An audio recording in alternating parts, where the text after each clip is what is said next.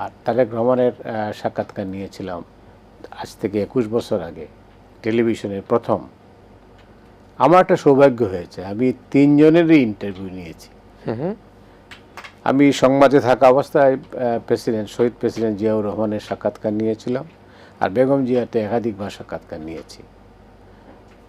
আর তারেক রহমানের সাক্ষাৎকার নিয়েছিলাম আজ থেকে 21 বছর আগে টেলিভিশনের প্রথম। তো সেটাও নিয়েছিলাম। তো আমার এই সৌভাগ্যের এই কারণে বলছি যে এই পরিবারের সঙ্গে আমি খুব একটা জড়িত না, আমি যেহেতু আমি সরাসরি রাজনীতি করি না, কিন্তু আমি কাছের থেকে দেখেছি তারা কীভাবে মানে এই রাজনীতিতে মিশে আছেন। রাজনীতি তাদের খালেদা জিয়া যেমন রাজনীতির প্রতি, এখন রাজনীতি ছাড়া কিছুই নেই তার মধ্যে, আর সবসময় বরাবরই তিনি নীতির সাথে কোনো আপোষ করেন নাই। অনেক ইচ্ছা করলে 111 সরকারও তাকে ক্ষমতায় নিতে পারত, কিন্তু তিনি সেটা খুব অনেক প্রলোভন দেখিয়েছিল, কিন্তু সেই প্রলোভনে উনি পা দেন নাই, রাজি হন নাই। তারেক রহমানের একই অবস্থা।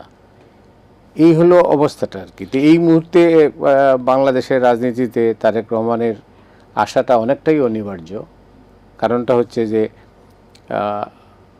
এটা একটু খেতে যেতে হবে, পিছনে যেতে হবে। 2024-এর 5ই আগস্ট স্বৈরাচারী সরকারের বা ফ্যাসিস্ট সরকারের পতনের পর একটা শূন্যতা তৈরি হয়।